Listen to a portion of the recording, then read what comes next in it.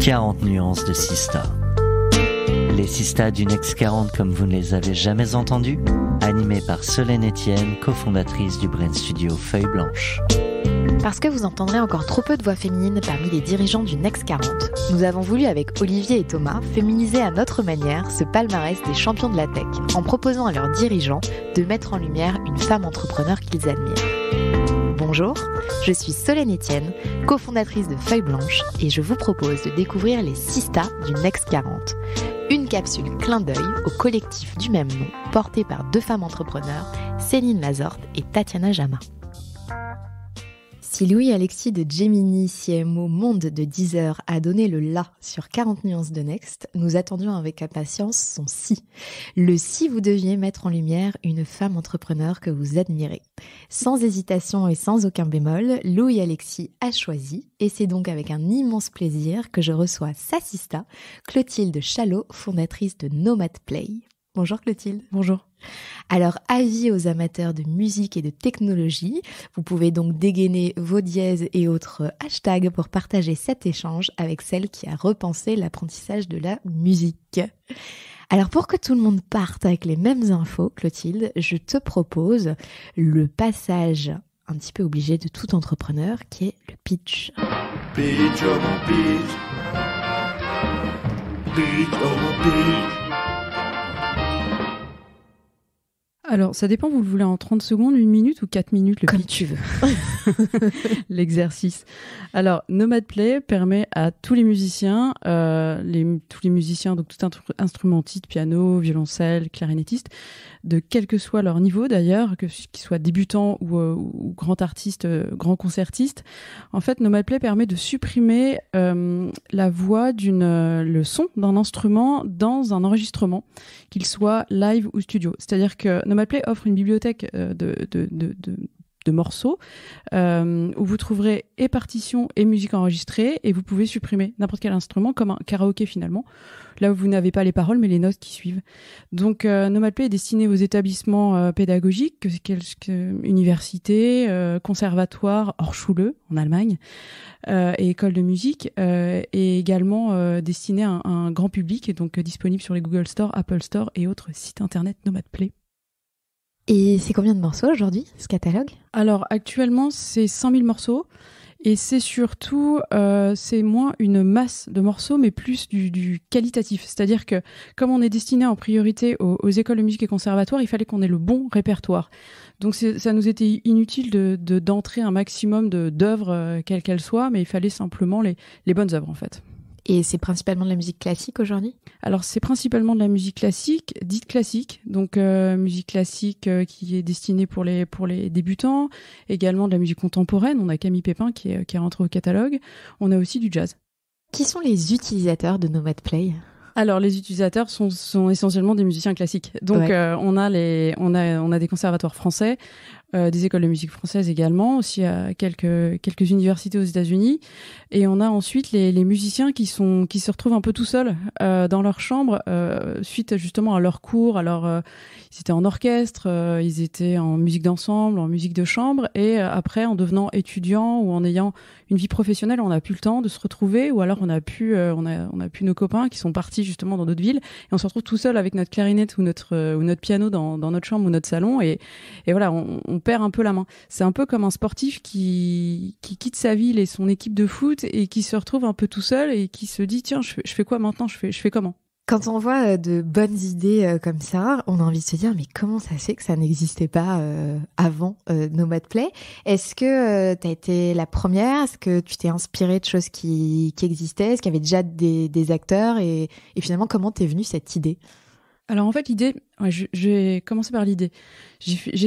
Avant, j'ai une carrière de spectacle vivant. Donc en fait, moi, j'étais administratrice d'un ensemble de musique ancienne juste avant. Et avant ça, j'ai aussi travaillé à l'Opéra de Rouen, à l'Opéra de Paris, et un ensemble aussi qui s'appelle Ostinato en orchestre. Et on faisait avec toutes ces structures, il y a beaucoup d'initiation initiatives auprès d'un public plus jeune, justement, pour découvrir la musique, les musiciens, les instruments. Donc, beaucoup d'ateliers pédagogiques pour chacun. Et sur ma dernière expérience, j'ai eu cette rencontre avec un jeune homme qui était ravi de découvrir le clavecin, les clavecinistes. Il connaissait pas du tout. Et il vient me voir à la fin d'un stage et il me dit « Mais Clotilde, je fais comment maintenant pour continuer à jouer avec les musiciens ?» Donc là, tout est dit, quoi. Enfin, je voulais lui trouver une solution pour que chez lui, il puisse faire quelque chose. Je lui ai tendu un CD, il m'a regardé, il a dit « Mais qu'est-ce que tu me sors? Qu'est-ce que c'est? Où je mets ça ?» Donc là, je me suis dit, j'ai plus de lecteur CD chez moi. Oui, lui, il en avait même jamais vu de sa vie, en fait. Donc, et simplement, en 2013, en musique classique, on pressait beaucoup encore de CD et l'accessibilité de la musique classique sur les plateformes est un peu complexe. Donc, je me suis dit qu'il fallait trouver quelque chose pour rapprocher justement ces musiciens d'un public un peu inné, puisque finalement, la musique classique est le seul répertoire à été étudié vraiment sur tous les continents. Et là, la phrase qui marche, c'est Mozart est beaucoup plus connu que Madonna, et beaucoup plus joué également. Ouais. Donc voilà, donc je me suis dit il fallait quelque chose d'interactif. Et étant en 2013-2014, ayant vu tout l'univers des jeux vidéo par exemple, je me suis dit il y a forcément quelque chose à faire. Et il se trouve que, alors dans toutes les bonnes idées, ce qui est un peu compliqué, c'est la techno peut-être à développer, et c'est surtout l'usage. Parce que quand l'usage n'existe pas, c'est habituer des personnes à faire quelque chose dont ils n'ont pas l'habitude. Simplement, en me penchant sur le sujet, j'ai découvert qu'il y avait d'autres offres qui avaient existé et qui existent encore, justement de systèmes de karaoké. Pour les musiciens classiques, il y a une méthode qui a été créée dans les années 80 qui s'appelle Music Minus One, qui est en fait une partition à acheter chez le libraire avec un CD. D'accord. Donc voilà, tout est dit. Simplement, c'était des enregistrements spécifiques. On connaissait pas forcément les artistes derrière. Alors que derrière Nomad Play, on a vraiment un rapprochement entre l'interprète et l'artiste, le musicien amateur chez lui ou l'élève. Mmh. L'idée, c'est vraiment de connecter aussi le monde du spectacle vivant et le monde du digital. C'est-à-dire que moi, ce que j'espère, c'est que en me disant tiens, je vais apprendre le violon, je vais jouer à la place de Renaud Capuçon dans mon salon, je vais peut-être me dire tiens, je vais aller le voir en concert, ça va être super. C'est vraiment essayer de rapprocher les gens et de créer des communautés comme ça. Et remettre de l'humain aussi avec des figures emblématiques de la musique. Complètement, c'est de remettre de l'humain et remettre l'interprète aussi au cœur du sujet. Parce que potentiellement, on peut avoir 4 versions de la 9e de Beethoven dans Nomad Play parce qu'on aura une version allemande, une version anglaise, une version française. L'idée n'est pas du tout de resserrer sur une seule version et d'avoir un outil où vous avez une version de chaque œuvre interprétée par des fois des inconnus. C'est pas le sujet. C'est vraiment de se dire tiens, il y a des vrais interprètes derrière, il y a un discours et moi-même peut-être j'aurai mon discours maintenant chez moi dans mon salon ou même plus tard si je deviens un professionnel ou un grand amateur d'ailleurs. Tu as dit derrière Nomad Play il y a une techno, oui. Donc c'est un algorithme que vous avez développé. Qui travaille sur cet algorithme Alors en fait oui, la nécessité d'avoir un algorithme, c'est quand derrière cette Nomad Play, il y a une réflexion qui est un peu plus vaste, qui est de se dire qu'avec Nomad Play, on a un nouveau modèle économique à la musique enregistrée. C'est-à-dire que depuis à peu près 120 ans, nous écoutons la musique, la radio, le vinyle, la cassette, le MP3, tout ce que vous voulez, même le streaming. Finalement, on a une expérience qui est unique, qui est d'écouter. Donc avec Nomad Play, les albums de musique enregistrée peuvent être joués. Donc derrière, une fois qu'on a dit ça, soit on demande au label de nous livrer des multipistes super clean, ou alors donc en fait ça équivaut à leur demander d'enregistrer en studio séparé un orchestre. Donc imaginez 30 à 80 musiciens en studio séparé. D'un point de vue sonore, c'est impossible en fait. Et ensuite, d'un point de vue budgétaire, c'est aussi impossible. Donc je pouvais pas faire ça. Donc l'idée de la techno est là, c'est de leur demander de livrer les bandes studio et que nous puissions les séparer avec un algorithme. Donc ce qui a été fait, c'est nous avons recruté des chercheurs au sein de notre entreprise. Donc on est vraiment une entreprise tech, musique et tech française. Et du coup, on a des chercheurs. On a une équipe de chercheurs qui développe l'algo, qui est beaucoup plus puissant qu'il y a 6 mois, mais moins puissant que dans 6 mois. Et il y a d'autres startups comme ça qui sont musique et tech? Musique et tech, oui, bien sûr. Bien sûr. Il y a pas mal de. Alors, il y a des entreprises de l'ombre. Il y en a pas mal à Lille, notamment, qui développent davantage des solutions pour traiter les métadonnées. D'accord. Donc ça, c'est des entreprises. C'est moins glamour à raconter peut-être, mais en tout cas, c'est des entreprises qui ont des technos très puissantes et qui ont des clients assez importants, hein, vraiment. Sur Nomad Play, ton business model aujourd'hui? Alors le modèle économique est basé sur deux systèmes deux potentiels clients. Donc je vais parler en startup, en B2B. Donc nos clients principaux ce sont les écoles de musique, conservatoires, comme je le disais tout à l'heure, et en B2C, donc Apple Store, Google Store et autres sites internet forcément. Avec un abonnement? Avec un abonnement. Alors on a un abonnement qui arrive en ce moment d'1 an, et on a sinon la bonne version traditionnelle de sans engagement au mois à 9,99, et ensuite pour tout établissement pédagogique, il faut nous contacter et on envoie des devis appropriés et adaptés. Et j'imagine que le confinement a eu son effet, non, sur Nomad Play? Alors le confinement, c'est la question, ça. Alors en fait, on pourrait se dire qu'effectivement, on est tout seul à la maison, donc du coup Nomad Play a été utilisé. On pourrait se dire, et on peut se le dire, Nomad Play a été utilisé. Donc en fait, l'histoire de Nomad Play, c'est quand même aussi une mise en ligne en version payante en janvier 2020. Ah. Oui, voilà, c'est ça le point un peu. Donc en fait, on n'est pas connu en janvier 2020, hormis dans la sphère dans l'écosystème. Ouais, l'écosystème, mais qui n'est pas nos clients en fait. Ouais. Et donc on met en vente en 2020. On n'en parle pas trop, histoire de faire des tests quand même. Et on avait un peu le temps, on était pour content. Être sûr que l'app ne bug pas. C'est ça, exactement. Donc on était un peu content de se dire, tiens, on a 4 mois d'avance, parce qu'on devait en parler lors du Festival de Pâques d'Aix-en-Provence, qui est un de nos partenaires importants. Donc on était heureux, on avait 4 mois d'avance, c'était incroyable. Et puis mars confiné, dès le 16 mars, j'appelle mes investisseurs et je leur dis, écoutez, je pense qu'il y a quelque chose qui se passe, ça va être assez dur, et je pense que ce qui serait bien, c'est qu'on mette tout en gratuit. Bon, ils disent oui, on met tout en gratuit, et là ça explose dans tous les sens au niveau des connexions. Pas l'application, heureusement. On a quelques bugs, mais les utilisateurs nous les remontent très rapidement, donc ça c'était vraiment super. De manière plutôt bienveillante. Ah oui, complètement. Donc d'une hyper tolérance, enfin vraiment c'était ça a sauté, enfin je comprends pas, ça marche pas. Donc t'as eu des user tests incroyables, ouais. Donc on a eu en moins d'1 mois et demi, on a eu 20 000 utilisateurs, du coup gratuits en France. Et puis on avait envoyé deux codes spécifiques de gratuité, ça c'est parti, c'est bien parti. On a des artistes connus qui ne sont pas dans l'appli qui ont commencé à jouer sur leurs réseaux sociaux en disant c'est génial cette appli, merci beaucoup, ça me met du baume au cœur, donc c'était super quoi. Et puis ensuite il a fallu transformer l'essai en payant. Donc là, c'est ce qu'on est en train de faire. Et en parallèle, on a lancé notre commercialisation sur l'établissement. Simplement, quand on est confiné en mars, avril, mai à peu près, puis en novembre une nouvelle fois, il faut penser que les directeurs et directrices d'établissement étaient eux aussi confinés et fermés. Donc en fait, c'était une période qui a été très dure parce que en fait, nos clients potentiels n'étaient pas présents. Oui. Certains répondaient, mais certains étaient aussi overbookés par justement toute la sécurité à aborder dans leur établissement. Donc en fait, ça n'a pas été si facile que ça. Hein.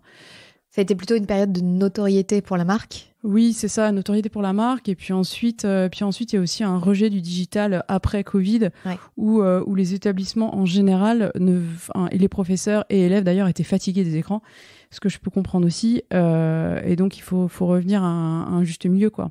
Où en fait, Nomad Play n'est pas du tout une appli qui a été montée pendant le confinement. C'est pas une appli Covid du tout. Enfin, le projet est réfléchi depuis 2015 quand même. Et puis, ça se monte pas en 2-2, ce genre de projet.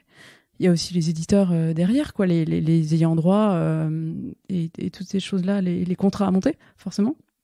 Et de fait, le projet, heureusement qu'il était prêt avant, mais là maintenant, il y a une évangélisation par rapport au digital dans les établissements qui est assez important. Tu as parlé tout à l'heure de l'Allemagne, je crois. Orschule, effectivement. Voilà, je voulais pas répéter le mot allemand parce que je l'avais pas bien en bouche. Il y a d'autres pays qui utilisent Nomad Play? Alors, qui utilisent, aux États-Unis, on a une quinzaine d'universités qui utilisent Nomadplay actuellement. Est-ce que c'est plus facile de leur vendre là-bas ? Absolument. Oui, effectivement. En fait, la France, c'est assez complexe à plusieurs niveaux quand on est une start-up. Et les États-Unis ont une réaction qui est plus... Enfin, il y a moins de... Enfin, il y a plus de réactivité. C'est-à-dire qu'en fait, c'était assez marrant parce que les premières fois où je suis allée aux États-Unis, je présentais Nomadplay qui était même pas encore en ligne et on me disait « Ah, mais c'est super, je vais être le premier à l'utiliser ». En France, c'est qui l'utilise ? Ah, peut-être que s'il y en a 14 de plus, je vais peut-être l'utiliser si peut-être ça marche, parce que ça marche pas, votre truc. C'est une réticence, tu crois, par rapport à la tech ? Par rapport à la nouveauté en général. D'accord. La tech ou la nouveauté, en fait. C'est simplement qu'en France, il y a toujours une réticence par rapport à tout ce qui est nouveau, je pense. C'est vraiment... c'est assez flagrant. Et du coup, c'est une belle vitrine que d'avoir ces utilisateurs aux États-Unis. C'est une belle vitrine, oui enfin ça sert pas forcément parce que en France les gens préfèrent avoir des preuves françaises en fait. D'accord. Je vais aller jusque là. Et il y a beaucoup d'entreprises de la tech ou alors pas forcément de la tech qui sont parties d'ailleurs de la France aller développer un marché sur un autre territoire beaucoup plus rapidement. Moi j'ai plein de copains comme ça qui sont partis au Canada et pour qui ça a marché beaucoup plus vite et qui reviennent beaucoup plus tard ou pas. D'ailleurs. Et toi, tu as cette ambition de développer à l'international ? Moi, j'ai l'ambition. Moi, la seule ambition, c'est qu'il faut que ça marche. Donc après, ça marche ici ou ailleurs. Je suis persuadée du projet et ça va marcher. Après, c'est certain que la France, c'est un enjeu quand on est français. Mais ce qui est marrant, c'est qu'aux États-Unis, ils se disent pas, tiens, il nous faut la France, quoi. Donc c'est une vision très franco-française de rester en France quand même. Et d'ailleurs, ça rassure tout le monde. C'est-à-dire que les banquiers sont rassurés si on reste en France, les investisseurs aussi. Mais en même temps, le marché français, c'est très, très compliqué. Et sur le marché asiatique ou UK, tu y vas aussi ou... UK, oui. Ouais. Asiatique, c'est complexe parce que c'est loin. Et en temps de Covid, non, mais c'est...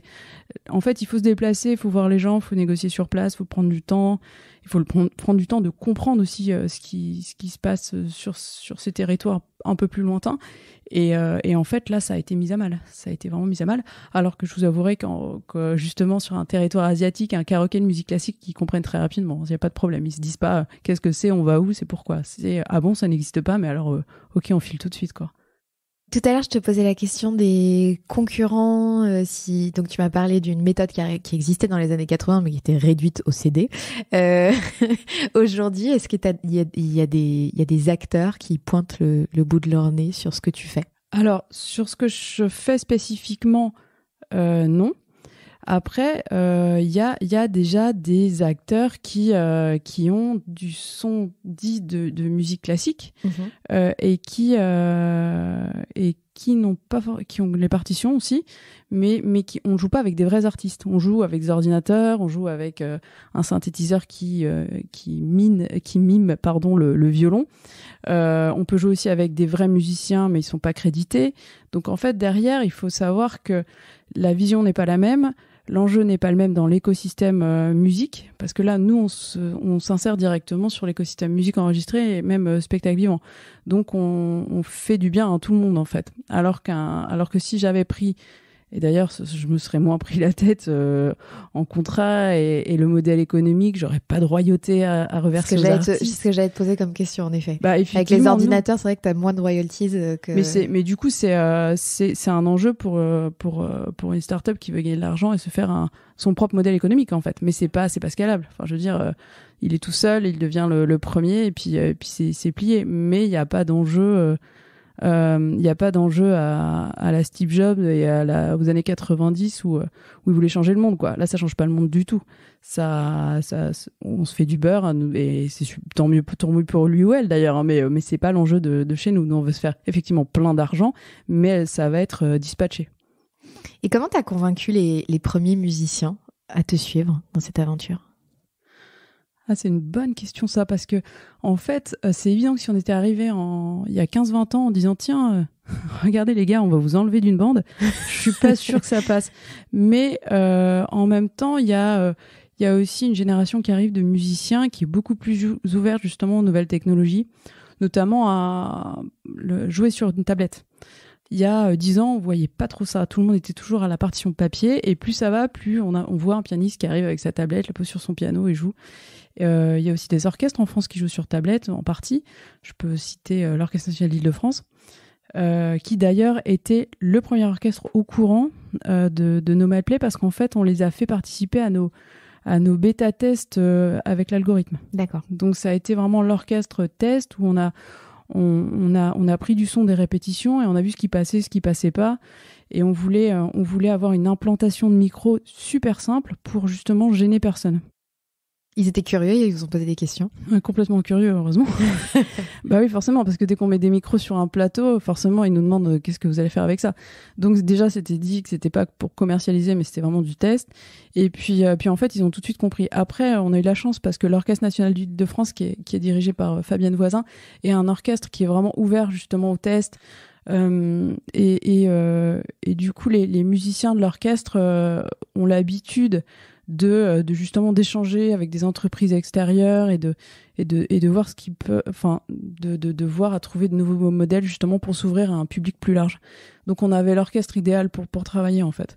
Donc à partir du moment où on a déjà un orchestre français qui est plutôt partant, on est allé voir les autres et finalement tout le monde s'est dit mais c'est super parce qu'on va pouvoir enfin comment accéder aux jeunes apprenants et potentiellement à un public international aussi.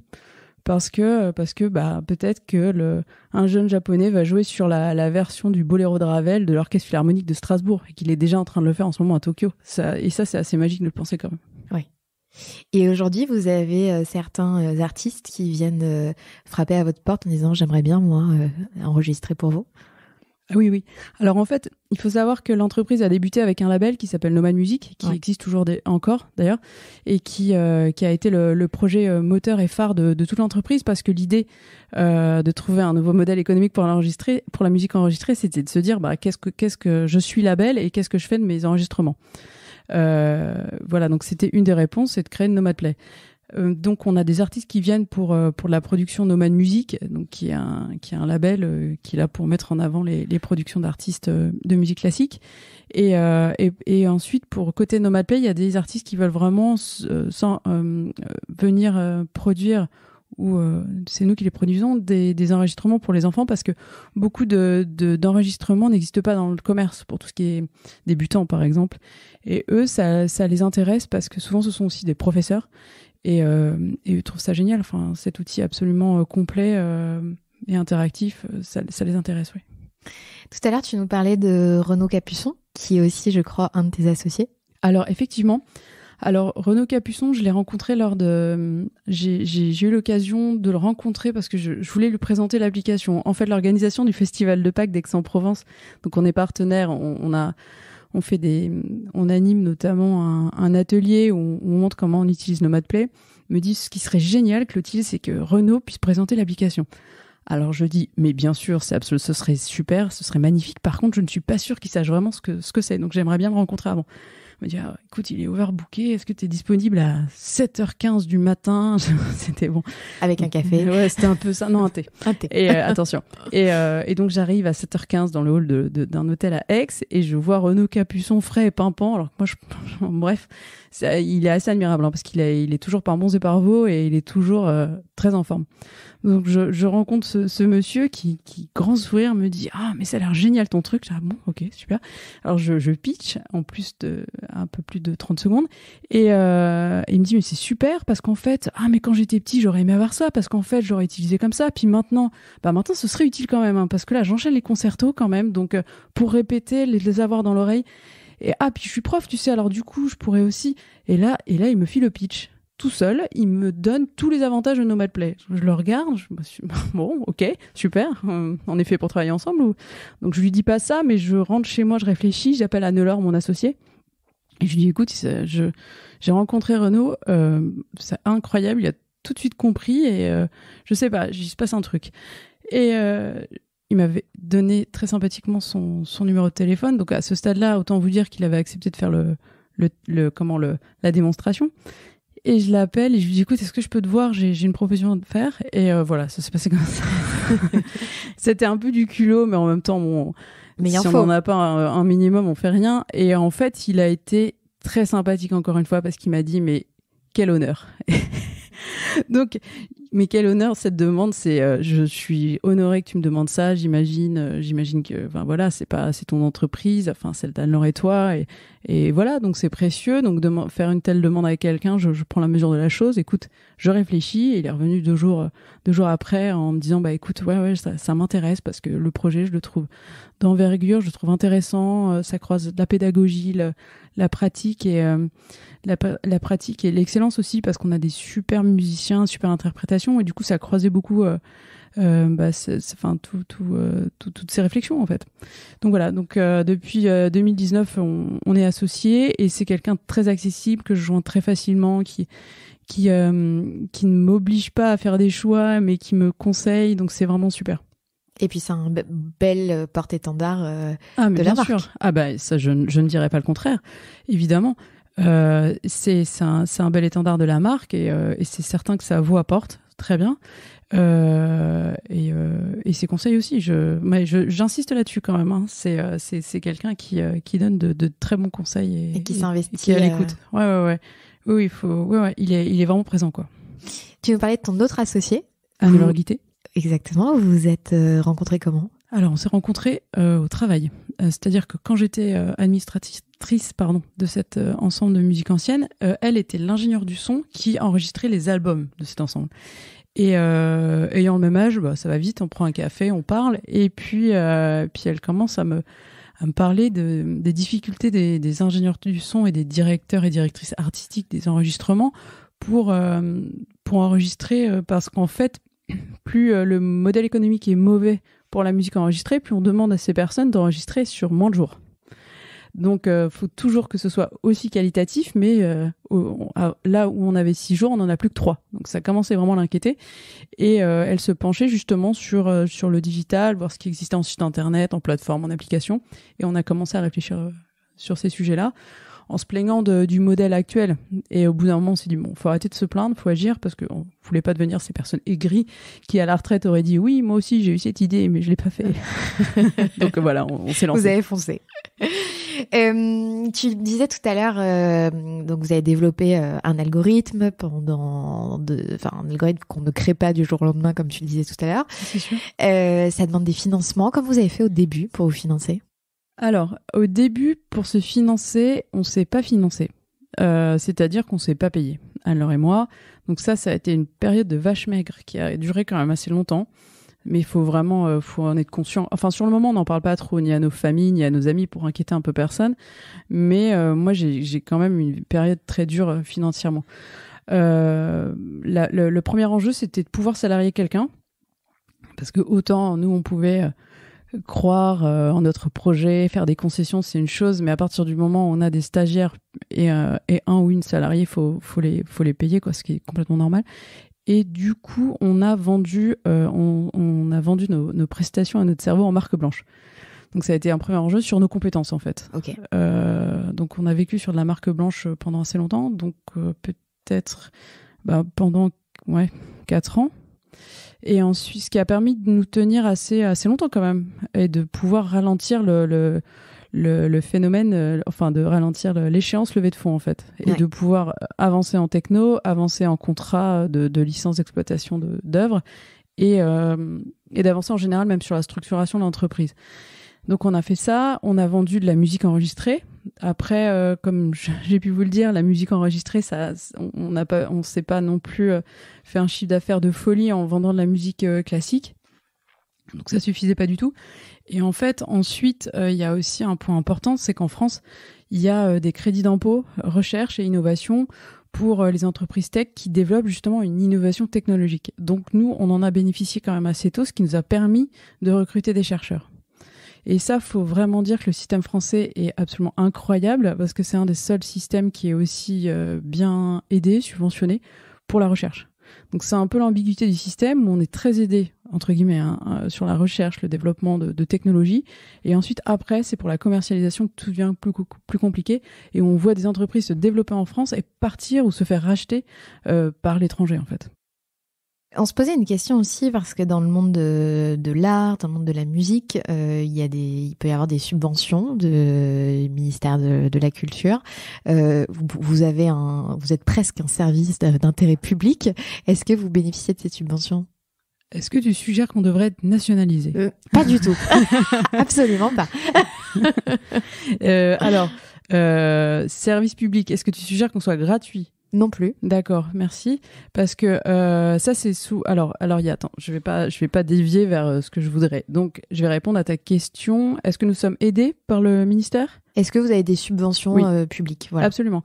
En fait, on a eu aussi. Alors, je pense que j'ai dû faire je dirais, mais la moitié des incubateurs de Paris banlieue. Comme tout le monde te connaît.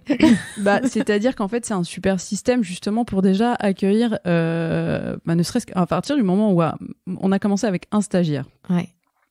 On peut pas le recevoir n'importe où non plus. Enfin, il faut que ce soit correct, il faut que ce soit aux normes. Donc en fait, on est passé par pas mal d'incubateurs. Le dernier, c'était Paris & Co Link, donc c'était vraiment super. Et on est aussi passé par l'incubateur d'audience. Enfin, donc on en a fait pas mal. Donc ça nous aide financièrement puisqu'on ne loue pas. Enfin, je me suis toujours débrouillée pour ne pas avoir de loyer, sauf sur quelques-uns, ou alors c'était très peu cher. Ou alors il y avait des subventions BPI, notamment pour payer les loyers. Donc c'était plutôt un très très bon système pour débuter. Ensuite, on a gagné le Grand Prix de l'innovation de la ville de Paris. Il y avait eu 12 000 € à la clé. Donc c'est quand même pas mal. Après, il y a pas mal de prix où il n'y a pas d'euros derrière, mais il y a de la notoriété, donc c'est bien aussi. Je crois qu'il y a eu le prix Madame Figaro. Le prix Madame Figaro. Alors ça, c'était super. C'était l'année dernière, c'était en 2020. Ça, c'était au niveau crédibilité business, c'était assez important. Ça, c'était vraiment très bien. Mais chaque prix a un enjeu. Ensuite, côté subvention, là, on a eu des aides BPI et on a des aides du CNM, donc du Centre national de la musique, qui a été monté juste avant Covid, en janvier 2020. Je fais partie du comité professionnel, donc je fais partie des professionnels qui participent à l'élaboration des subventions, des critères.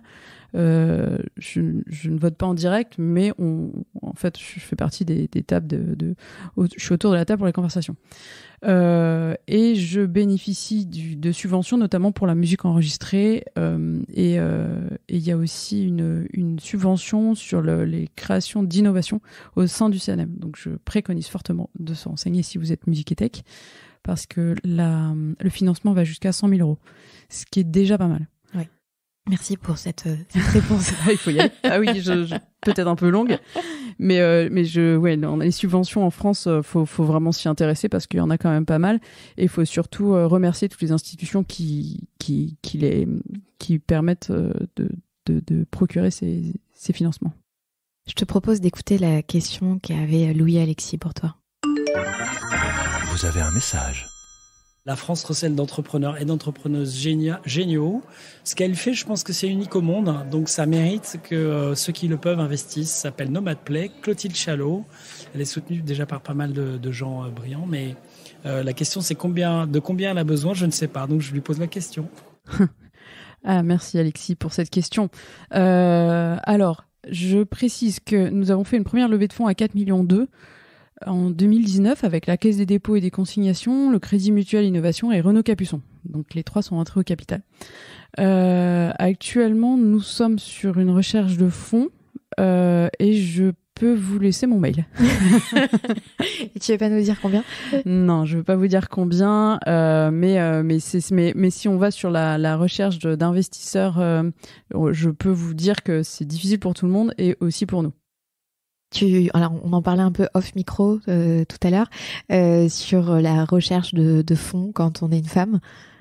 Alors oui, alors ça c'est, je pense que si on pouvait faire, on prend ça par la blague ou on prend ça par le côté pas drôle de la chose, mais en tout cas c'est beaucoup plus complexe, c'est évident. Après, la chance que j'ai, et je peux en parler, c'est qu'on a des chiffres. Sista a sorti une étude qui est assez probante et malheureusement réelle.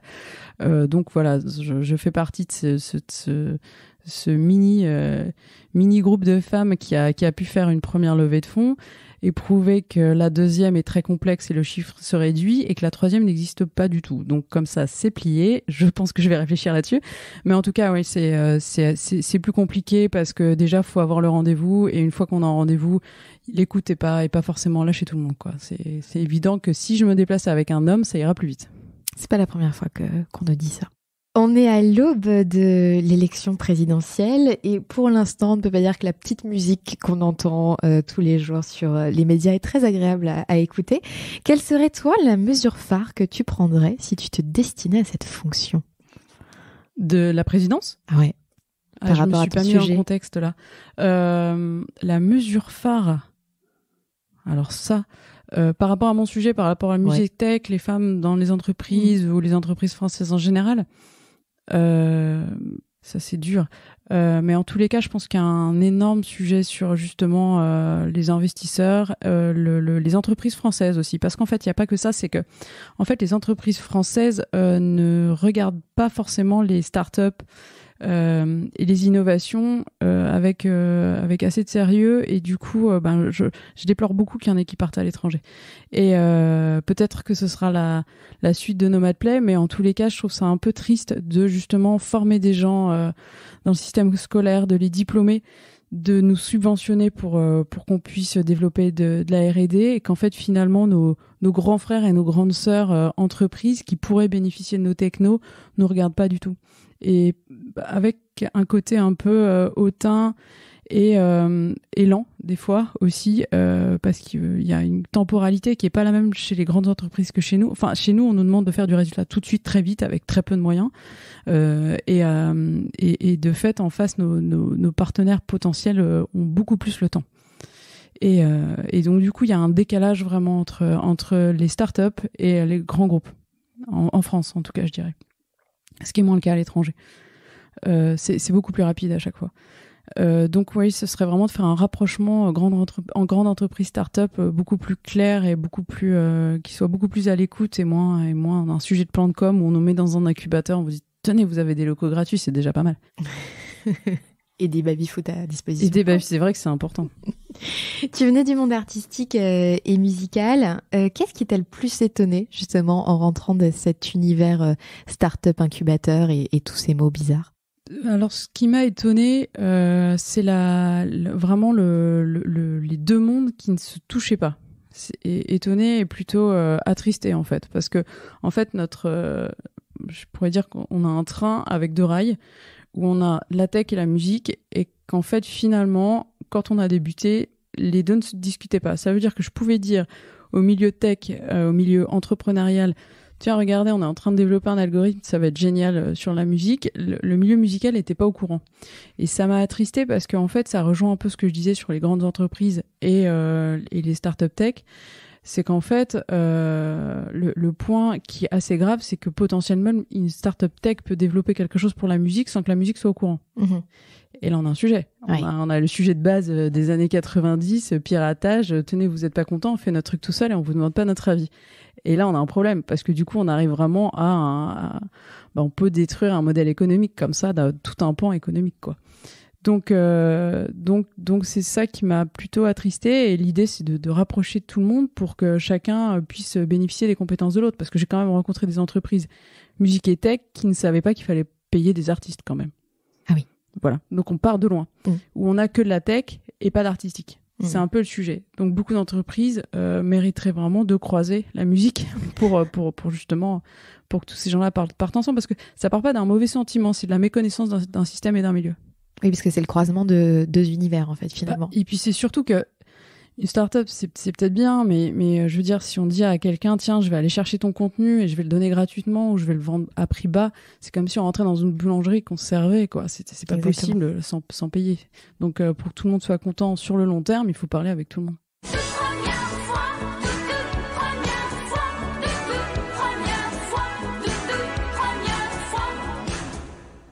Je sais pas s'il existe l'équivalent classique de toute première fois. je te l'enverrai, je vais trouver un truc.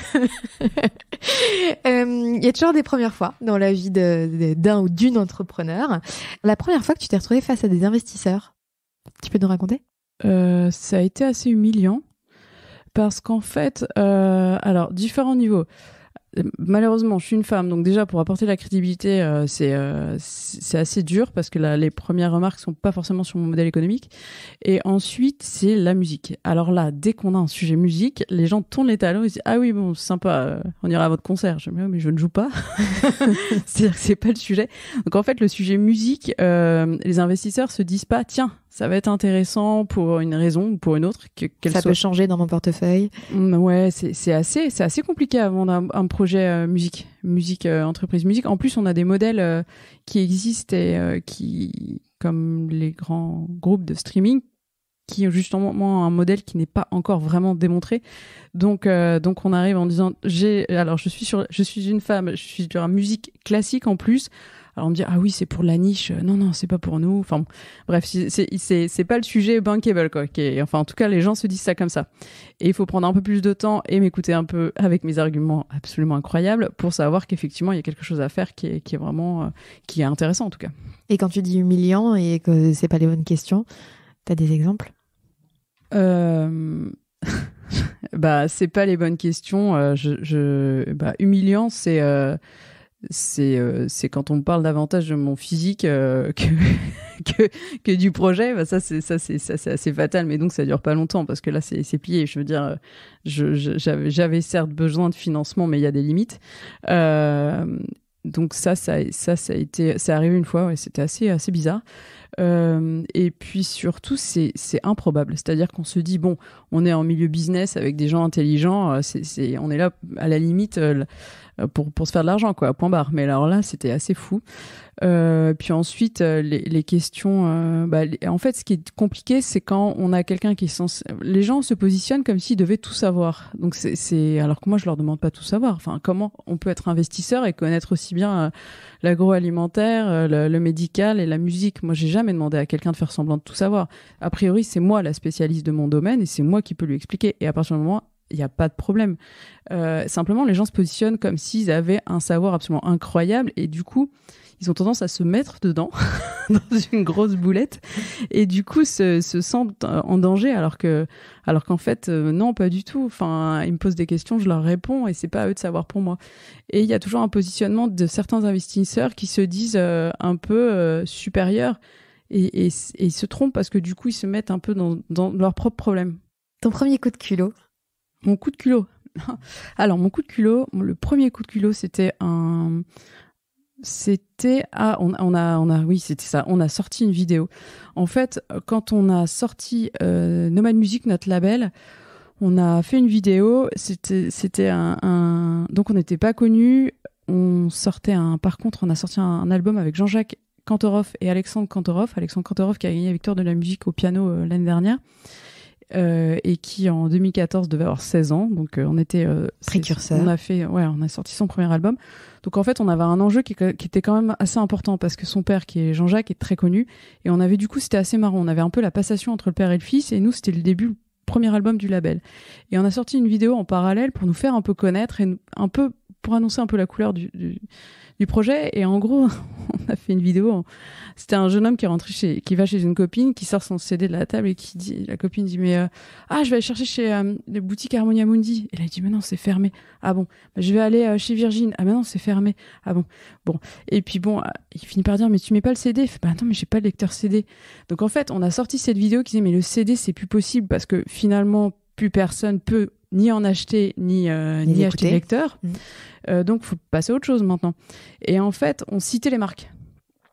Donc ça c'est un coup de culot parce que c'est un peu qui tout double. Hein. C'était un peu qui tout double, mais finalement il y a eu un côté un peu sympathique de la vidéo que tout le monde a compris et personne nous en a voulu.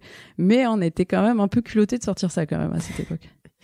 Et ta première désillusion? Ma première désillusion, c'est quand j'ai compris que, en fait, il y a un niveau de responsabilité quand on est chef d'entreprise qui est assez important et qu'en fait, il faut toujours très très bien s'entourer, mais il y a toujours un moment de solitude qui reste un peu vertigineux. On est quand même un peu de toute façon, c'est nous le responsable. Donc quand ça va bien, c'est tout pour l'équipe, mais s'il y a une mauvaise décision, c'est pour moi. Et ça, c'est assez vertigineux parce qu'il y a toujours un côté un peu à flûte. Alors je suis non, c'est un peu rude quoi. Et on n'est pas toujours préparé. On nous le dit pas. Parce que quand ça marche, quand c'est super, tout le monde est ok. Mais c'est certain qu'il y a un poids qui est là, qui est présent. Et ça, c'est bon pour tout le monde. Et en fait, je pense qu'il faut avoir les compétences, il faut avoir du recul, il faut surtout avoir beaucoup d'autodérision. mais après, faut être calme, avoir bon caractère, être reposé. Et comme dirait mon entraîneur de sport quand j'avais 15 ans, j'ai fait beaucoup d'athlétisme. En fait, le 100 mètres à moins de 10 secondes, mais il y a plein de personnes qui peuvent le courir. Après, c'est qui a le mental pour le faire le bon moment, en fait. Et c'est un peu ça, chef d'entreprise, c'est beaucoup de mental. Quel est le conseil qu'on t'a donné et que t'as pas suivi ? D'éviter de boire de l'alcool. Voilà. Il y a un monsieur très bien intentionné avec qui j'ai eu rendez-vous qui était vraiment super et qui m'a dit écoute Clotilde, j'espère que tu fumes pas, j'espère que tu bois pas parce que là ça va être vraiment très dur, c'est un marathon ton truc. Je dis d'accord. Tu peux espérer. Mais du coup voilà, il m'arrive de boire un peu de vin. Le meilleur conseil que t'as reçu ? Et je tiens à préciser qu'il n'y a pas de vin dans le studio actuellement. Absolument, il y a de l'eau plate, c'est très bien. Et en même temps il est très tôt. Le meilleur conseil, ouais. C'est peut-être mon entraîneur justement, hein. C'était vraiment, c'est le mental, c'est tout sur le mental. C'est vraiment, il faut être calme, faut avoir du recul et faut avoir une vision aussi qui est sur du long terme. Donc c'est bien de s'entraîner à courir vite, mais il faut vraiment voir la course avant en fait. Et tu te fais accompagner là-dessus ou c'est plus toi ta rigueur, ton expérience passée qui te permet de mettre les jalons en fait? Je pense pas que ce soit une rigueur, enfin peut-être, mais c'est plutôt une façon d'observer le monde en général. Donc je me fais accompagner par la moindre personne que je croise dans la rue. C'est vraiment, j'essaie d'avoir le maximum d'informations, essayer de la traiter pour voir quelle sera la bonne décision. Et ça passe aussi par l'atmosphère ambiant du pays ou du monde, mais ça passe aussi par mes collaborateurs, mes collègues, par ma famille. Enfin, j'essaie d'être à l'écoute et aussi de faire attention à tout ça. On va y revenir. Le meilleur conseil que toi, tu pourrais donner ? Le meilleur conseil, c'est de bien s'entourer. En fait, on a trop tendance à croire qu'on peut tout faire tout seul et qu'on doit tout faire tout seul. Alors oui, en quelque sorte, puisqu'on est décisionnaire quand on est mandataire social, hein, je veux dire, quand on est président ou présidente d'une entreprise, mais finalement, mais il faut savoir s'entourer, il faut savoir déléguer. Et ça peut être dur, mais il faut absolument le faire parce qu'on peut pas tout faire. Et moi, la première chose, je parlais de la première salariée, c'est quelqu'un sur l'administration. Parce qu'en fait, on se retrouve vite à faire les contrats, la compta en rentrant à la maison. Et il faut se décharger de ça un maximum parce que ça prend beaucoup d'énergie et de temps. Oui. C'est très minutieux. Oui. Et j'ai eu tout le temps à cœur que ça le soit parce que je savais très bien qu'à un moment donné, si j'avais une levée de fonds ou si j'avais des banques ou un prêt, j'allais avoir des audits. Et ça, si j'ai un conseil, c'est vraiment soyez propre sur votre administratif et surtout sur vos salaires, votre RH, parce que déjà il le faut, mais en plus vous allez être contrôlé à un moment donné. Donc même si vous en fichez, vous allez vous faire attraper à un moment donné par la patrouille. Par la patrouille, ouais. Donc entourez-vous de personnes compétentes et ça c'est le meilleur des conseils. Allez, relaxez-vous. Et maintenant, on parle de vous ? Clotilde, si on devait mieux te connaître à partir d'une ou plusieurs musiques, ce serait lesquelles et pourquoi ? Ça, c'est drôle. Alors, ce serait Dalida. Laquelle de Dalida ? Ce serait Laissez-moi danser. Ouais. Alors, Dalida, je dirais presque femme entrepreneuse. Femme artiste dans les années 70-80 avec un destin absolument incroyable et triste. Un répertoire que je trouve très dansant, forcément comme beaucoup de gens, qui a bercé mon enfance, une partie de mon adolescence et des messages derrière chaque chanson qui sont des fois aussi tristes que les textes de Barbara, mais qui sont dits avec un tempo et un rythme tellement gai c'est très trompeur, quoi. Ouais. Mais en tous les cas, voilà, c'est une artiste que j'admire beaucoup. Aussi, j'ai été choquée par sa mort. J'étais extrêmement jeune et j'ai compris que tout le monde était extrêmement triste. Et c'est quelque chose qui me reste. J'étais très jeune et j'ai compris que c'était triste, qu'il se passait quelque chose et que Dalida était plus là. Je sais plus. Bon, bref. En tous les cas, voilà. Je veux vraiment rendre hommage à cette personne. Sinon, je suis génération Nirvana, Michael Jackson, Madonna. Donc j'ai mixé ces personnes ensemble, c'est assez drôle déjà de le dire, parce que ça n'a rien à voir, mais je fais partie de ces adolescentes qui ont tout écouté à la radio, voilà. Donc on avait la radio, donc on avait une diversité aussi quelque part, qui est discutable, mais en tous les cas, je pouvais aussi bien écouter Nirvana que Offspring ou les Toubisseries à la radio, quoi. Voilà, je l'ai dit. Ensuite, la musique classique, forcément, le jazz assez années 50. Louis Armstrong, Ella Fitzgerald, enfin traditionnel, un peu ce qu'écoutait mon père finalement. Et puis et la musique classique que j'ai croisée la première fois grâce à mon père. Voilà, qui avait vu que je me baladais tout le temps avec mon baladeur cassette, avec justement, mais je craquais la musique sur la radio, donc j'avais mes cassettes enregistrées où il manquait le début des pistes.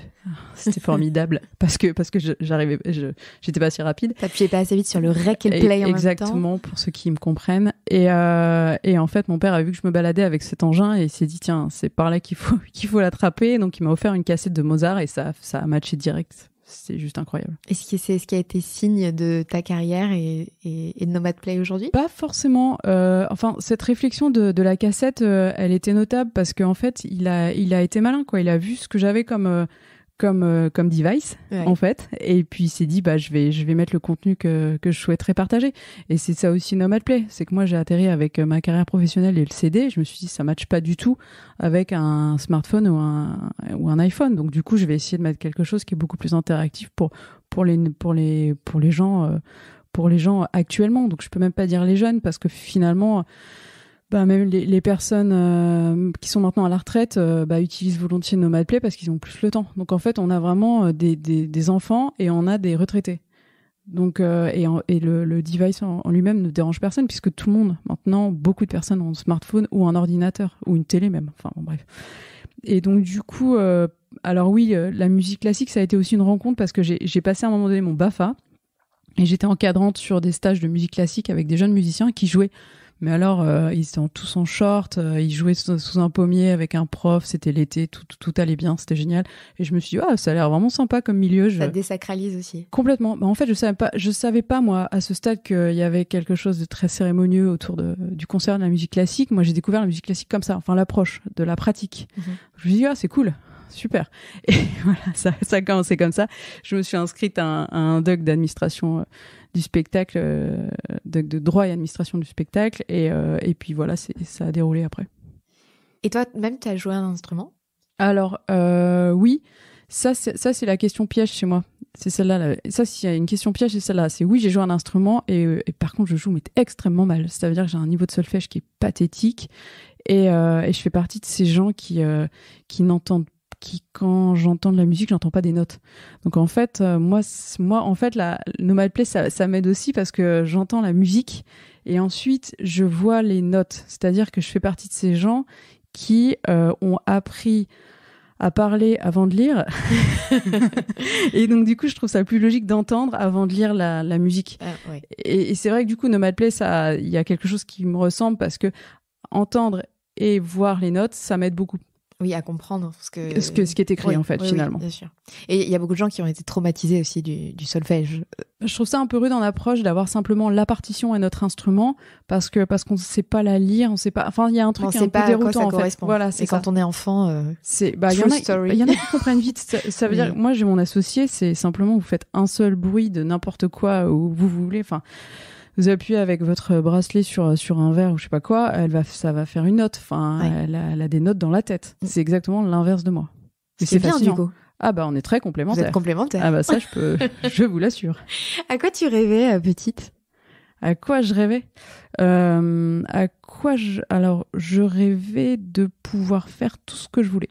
Mais c'est du plutôt coup, cool. ça passait aussi bien par je vais dire des trucs de filles, des trucs de garçons.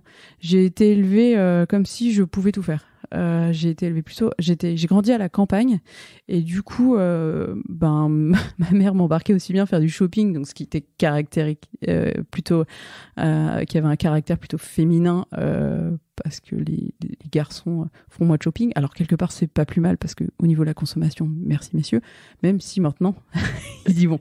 Mais en tous les cas, dans les années 80-90, ma mère me prêtait plutôt des activités de filles et mon père m'embarquait couper du bois et je sais pas moi, désherber, nettoyer une rivière et il n'y avait pas de critique ni de gêne d'aucun. Donc c'était plutôt sympa et moi je me suis dit ça va être tout le temps comme ça en fait finalement. Et après en grandissant on se rend bien compte que c'est pas ça et que le monde extérieur nous dit non, il y a des trucs pour filles, il y a des trucs pour garçons. Après j'ai pas eu le droit d'avoir de Game Boy par exemple. Donc quand même il y a eu ça parce que je pense qu'il y a une énorme erreur marketing de Nintendo en appelant le Game Boy Game Boy. Oui. Et je pense qu'il y a beaucoup de parents qui n'en ont pas acheté aux filles parce que c'était marqué jeu pour garçons et du coup ils comprenaient pas pourquoi moi j'insistais quoi. Sauf que moi je comprenais pas non plus Game Boy, je savais même pas ce que ça voulait dire. Et toi tu voulais juste ta Game Boy? Je voulais un Game Boy et jouer avec mes copains. On peut se connecter ensemble avec le câble là, c'était formidable. Puis voilà, tout le monde en avait, moi j'en voulais, c'était drôle quoi. Il y a des métiers que tu rêvais de faire petite? Absolument. Je voulais être chef en cuisine. Ah, bon, t'as gardé le chef. C'est ça. Et la cuisine est devenue une passion ou... C'est devenu une passion. Et en fait, l'histoire m'a plutôt accablée. C'est que j'ai demandé une école. J'en avais parlé avec mes parents. Je voulais faire une école en Suisse assez connue. Oui. J'ai demandé ça, je sais plus, c'était en première. Et en fait, ils n'ont pas voulu. Et ça a été une déconvenue assez incroyable pour moi parce que je voulais vraiment. Ils n'ont pas voulu parce que c'était trop loin? C'était trop loin et parce que c'est un métier de garçon. À nouveau. Absolument. Et en se disant, ça va être beaucoup trop dur comme vie, on va lui éviter ça. Mais, le naturel revient au galop. Enfin, je me suis mis dans une situation qui est peut-être plus complexe que chef en cuisine finalement, même si je pense que c'est pas très facile d'être une chef d'un restaurant. Et voilà, donc bon, c'est marrant de voir ce que je suis devenue parce que c'est pas si... Mais il y a un certain parallèle finalement entre le nombre de chefs femmes et le nombre de femmes entrepreneurs. Absolument, ouais, ça c'est assez triste. Mais chefs en général, hein, en fait, ouais. C'est que ce soit en cuisine ou ailleurs. Il y a un morceau, une musique qui te bouleverse? J'imagine qu'il y en a, oui, mais c'est celui qui te bouleverse le plus. Qui me bouleverse. Il y a un morceau un morceau qui me bouleverse beaucoup en musique classique, c'est la 7e de Beethoven, que beaucoup de gens connaissent.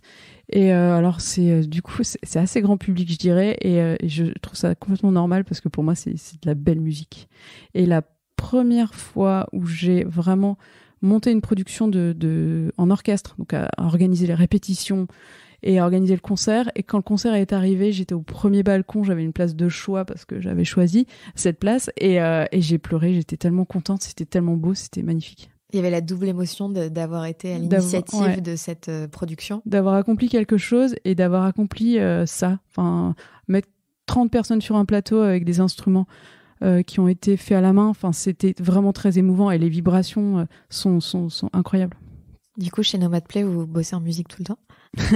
Alors, non. Non, mais il y en a beaucoup, ouais, il y en a beaucoup. Quelles sont les personnes qui ont marqué ta vie et qui ont été inspirantes pour toi dans la femme que tu es devenue? Alors, Angela Merkel. Ok. Pourquoi pas? Pourquoi pas? Non, mais tu n'as pas la position des mains quand tu parles. Non, mais c'est une femme vraiment admirable. On a entendu tout et n'importe quoi et beaucoup de gens, je dirais presque envieux. Mais en tout cas, ce qu'elle a accompli est absolument incroyable. Elle a une vie qui est folle. Enfin, j'ai lu une partie de sa biographie entre son enfance, son adolescence.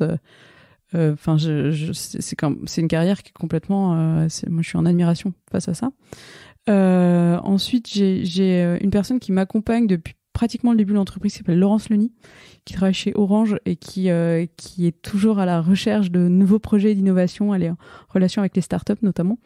Elle a beaucoup travaillé dans l'industrie musicale avant cela. Elle a travaillé aussi au rapprochement Deezer et Orange. Et c'est quelqu'un qui a une vision qui est toujours actuelle et aussi avec trois crans d'avance parce qu'elle est auprès de l'innovation justement et des personnes qui cherchent, qui ont des visions et elle est ouverte. Elle est vraiment très très ouverte et elle est aussi pas avare de conseils et de partage de sa propre expérience. Et c'est une des premières personnes qui m'a un peu adressé la parole et je la remercie encore. Elle est maintenant à notre board d'ailleurs. Ah, génial. Il y a d'autres personnes à votre board ? Non, c'est la seule. C'est la seule. C'est la seule extérieure pour le moment. Pour le moment. Tu veux lancer un appel ? J'ai déjà quelqu'un j'ai un monsieur qui m'accompagne beaucoup et qui est très important pour moi, qui s'appelle Arnaud Nourri. Et voilà, donc c'est une équipe qui est assez incroyable d'être entourée par Laurence Leny et Arnaud Nourri. Je pense que je suis bien là. Je suis très bien. C'est d'ailleurs un honneur pour moi d'avoir deux profils absolument incroyables et aussi compétents qui prennent du temps pour moi. En tout cas, de cet échange, on voit que tu sais bien t'entourer. Ah, c'est-à-dire que c'est eux qui sont entourés aussi de moi. En fait, non, mais ce sont des rencontres à chaque fois. Enfin, je sais pas si c'est de la chance, mais non, c'est des rencontres et des conversations. Et c'est des gens qui sont ouverts aussi, je pense, enfin, qui écoutent ce qui se passe autour. Comment tu te ressources dans cette vie à 1000 à l'heure ? Je fais tous mes repas. Ouais. Et je fais des siestes. On dirait le régime d'un bébé. Alors c'est complètement vrai. Dès que je peux faire une sieste, j'en fais. Enfin pas dès que je peux faire, mais je fais une sieste par jour. Du coup, t'as un grand canapé au bureau ? J'ai un espèce de pouf immonde, mais qui me sert bien, ouais. Mais je suis assez réputée pour ça. C'est-à-dire que même sur mes anciens jobs, je travaillais à l'Opéra de Paris, j'avais un canapé. Et c'est non, bougez pas, il y a Claudie qui fait sa sieste. Mais c'est indispensable pour moi. C'est ton rythme en fait. Ah ouais, c'est complètement. Donc 20 minutes et ça repart. Et si t'avais 2 heures de plus par jour, tu ferais quoi ? Je ferais pas des siestes du coup. Je ferais la cuisine. Ça c'est sûr. Et d'ailleurs, c'est une manière de t'évader, de penser à autre chose ? Ouais, c'est une manière de m'évader, de penser à autre chose et de partager. C'est-à-dire quand je suis seule, je ne ferai pas la cuisine. Ça m'est arrivé, mais c'était un peu un défi pour moi de me dire tiens, je fais un test avec quelque chose, mais c'est pour moi c'est partagé. Ça veut dire que je fais généralement des plats assez avec de la quantité, on va dire. Et du coup, c'est vraiment une idée de partage. Donc, je prends du temps pour faire un plat qui va sûrement cuire longtemps, d'ailleurs. Et puis, Ta best recette ? Je me suis lancée dans des ramen. Il y a un truc qui m'a vraiment agacée. Il y a une émission absolument très belle sur une plateforme que je ne citerai pas, sur des cuisiniers dans le monde. Et en fait, j'adore cette émission parce que je découvre aussi des gens formidables qui font des fois des choses que je n'apprécie pas plus. Et je me dis, tiens, ça peut être sympa quand même. Genre la pâtisserie, je déteste ça. Et en fait, un jour, il y avait un monsieur qui faisait des ramen qui avait l'air très, très méchant. Et je me suis dit, s'il est méchant et qu'il a fait des bons ramen, je peux en faire aussi. Donc, tu t'es lancée et c'était bon. C'est pas si compliqué. Ça se trouve, c'est pas bon. En tous les cas, voilà, j'aime bien tenter des choses, faire des mélanges. Mais c'est comme regarder les gens dans la rue. Hein, c'est goûter des choses et les mélanger et faire des choses innovantes. Waouh! C'est quoi ta plus grosse claque, Clotilde ? Alors, ma plus grosse claque, c'est quand j'ai compris que l'algorithme allait marcher. Ah oui. Ah ouais, évidemment. Tiens, je me lève, j'ai une idée, je vais des chercheurs. Déjà, on recrute des chercheurs. Alors, c'était pas facile parce qu'il a fallu faire un planning de recherche avec des échéances. À quel moment on se dit qu'on arrête ? Parce que c'est pas probant. Mais surtout quand à la base on n'y connaît rien à cette recherche d'algorithme, j'imagine. Absolument. C'est-à-dire que là, Anne-Laure s'est lancée justement à référencer des articles pour voir ce qui existait, l'existant. Et ensuite on a comment solliciter des amis plutôt mathématiciens, chercheurs pour avoir leur avis et aussi pour recruter. Oui. Parce que ça peut être un peu comme un trou noir en fait quand on n'est pas de ce milieu-là. Oui, mais après c'est comme tout, il faut lire et on se renseigne un peu ou alors on trouve quelqu'un qui sait le faire à notre place. Enfin, c'est toute cette capacité à déléguer en fait. Finalement. Parce que c'est comme quand on fait un album. Hein. Moi, je sais pas jouer du violon, mais par contre, on prend quelqu'un qui sait jouer du violon. Mais après, il faut avoir les idées assez claires quand même pour savoir jusqu'où on peut pousser la recherche et le planning et du coup une personne. Donc ça a été un peu audacieux, je vais dire, hein, ce lancement. Et en fait, il a fallu prioriser parce que ça pouvait pas marcher d'un coup sur tous les instruments. On a des instruments très différents dans un orchestre. Et de façon cohérente, j'ai pas dit faut que ça fonctionne sur tout. Donc en gros, on a priorisé sur le piano parce que c'était un peu en mode survie puisqu'il y a beaucoup de pianistes sur la Terre. Et en fait, quand ça a bien marché et quand ça a marché sur le violon, là je me suis dit OK, on va y arriver. Et là, je pense que j'ai pleuré, vraiment. Et alors ça n'arrive pas souvent, mais j'ai vraiment, il y a eu un vertige, comme si ça allait marcher, quoi. Ouais. Enfin, c'était comme si c'était parti. Et c'était parti. Et ça, c'était au bout de combien de temps? Je sais pas, je dirais 3 ans. Ouais. Mais c'était chouette parce que c'était une période qui était très grisante et c'était deux garçons, ils étaient si contents. Enfin, c'était génial. On était partis sur un projet et la vague partait, quoi. C'était super. Il travaille toujours pour Nomad Play aujourd'hui? Alors, il y en a un qui a dû partir parce qu'il a passé une thèse. Il y en a un qui est toujours là. On en a recruté 2 autres, dont une femme d'ailleurs. Et ils sont 4. On arrive aux questions flash de 40 nuances de Sista. Quelle est la question qu'on te pose tout le temps et qui, à force, t'agace? Alors, c'est une question remarque qui est ah, mais dis donc, mais qu'est-ce que t'es courageuse? Et qu'est-ce que ça m'agace? Parce qu'en fait, on dit jamais ça à mes copains. On dit jamais à un copain qu'il est courageux. On lui dit qu'il est intelligent, qu'il a une super idée, que je sais pas, que c'est un génie. On dit jamais à une femme que c'est un génie. Voilà. Mais alors, du coup, je suis peut-être absolument ni un génie, ça c'est sûr. Mais je veux dire, j'ai peut-être pas une bonne idée d'ailleurs. Mais le courage, c'est vraiment fatigant. C'est comme si, je sais pas, on n'avait pas les capacités pour, mais qu'on y allait quand même. Ouais. Il y a un truc qui est un peu vexant. Et quand j'en parle à mes potes, mecs, bah, jamais on leur dit qu'ils sont courageux, quoi. C'est normal, en fait, pour eux. Il y a un truc qui est normal. Et quelle est la question qu'on ne te pose jamais, mais qui permettrait d'en apprendre beaucoup plus sur toi? Alors, finalement, c'est la question que tu as posée tout à l'heure, à savoir sur la musique. Parce qu'en fait, tout le monde est persuadé que je passe ma journée à écouter la musique classique et que je vais au concert uniquement de musique classique. Et en fait, c'est vraiment mettre les gens dans des cases. Ouais. Et ça a été un peu le sujet de ma carrière, c'est-à-dire que quand j'avais fait 5 ans dans une maison d'opéra, j'ai postulé sur des musiques actuelles et on m'a dit non, vous avez une culture classique. Je me posez-moi la question, s'il vous plaît. Et en fait, voilà, donc on a l'impression que quelqu'un qui écoute du rap n'a pas de culture classique ou n'a pas de culture métal.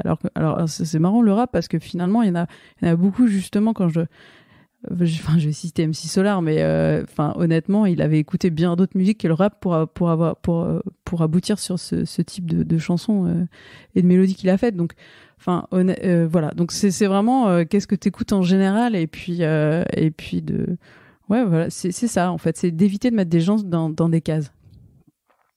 Et de penser qu'un sujet va m'ennuyer. Il y a un côté élitiste sur la musique classique où personne ose dire qu'il aime autre chose que ce style-là, quoi. C'est assez curieux.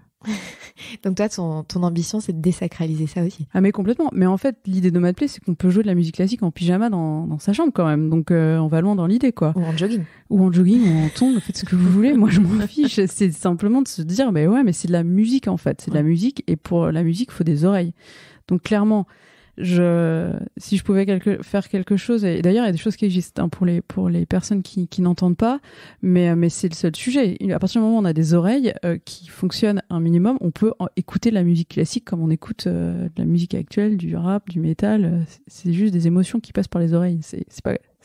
Faut pas avoir 40 ans de conservatoire pour entrer dans une salle. On arrive vers la fin de cette émission et ma dernière question, c'est si toi, Clotilde, tu avais dû choisir une Sista, donc une femme entrepreneur que tu admires, t'aurais choisi qui? Alors moi, je vais citer Julie Chapon, qui a fondé Yuka. Alors c'est une application que je trouve complètement admirable, qui permet, mais je pense que beaucoup de gens la connaissent, qui permet de voir les indices énergétiques et aussi les indices justement qui nous permettent de savoir s'il y a trop de sucre dans un aliment ou trop de lipides ou assez de protéines. Et c'est une appli qui est gratuite. C'est une appli qui recense beaucoup d'aliments. C'est absolument magique. Je me souviens très bien, c'est ma mère qui m'a fait découvrir ça il y a au moins 5 ou 6 ans en me disant mais c'est génial, j'ai regardé ça sur Yuka, sur notre plante, de quoi tu parles. Et c'est parti. Tout le monde parlait de Yuka à un moment donné et en parle encore. Et je trouve ça incroyable le travail qui a été fait sur cette application. Et je trouve ça aussi admirable en ce moment ce qui se passe parce qu'elle se bat et elle et son équipe contre de gros et importants lobbying de l'industrie alimentaire. Et là, c'est un combat à ce niveau-là. C'est vraiment un combat. À côté, c'est un exemple. C'est vraiment super. D'ailleurs, elle a lancé une campagne de participation au procès qu'éventuellement ils vont mener contre les lobbying. Enfin, je pense une cagnotte qui a été lancée sur Litchi. Ouais, sur Litchi et je ne peux que dire de participer. Merci Clotilde. Et merci pour cet entretien. Et n'hésitez pas à aller voir Nomad Play. C'est totalement révolutionnaire. Absolument. Merci beaucoup. À bientôt. Au revoir. 40 nuances de Next. Le Next 40, comme vous ne l'avez jamais entendu, animé par Olivier Mathieu et Thomas Benzazan.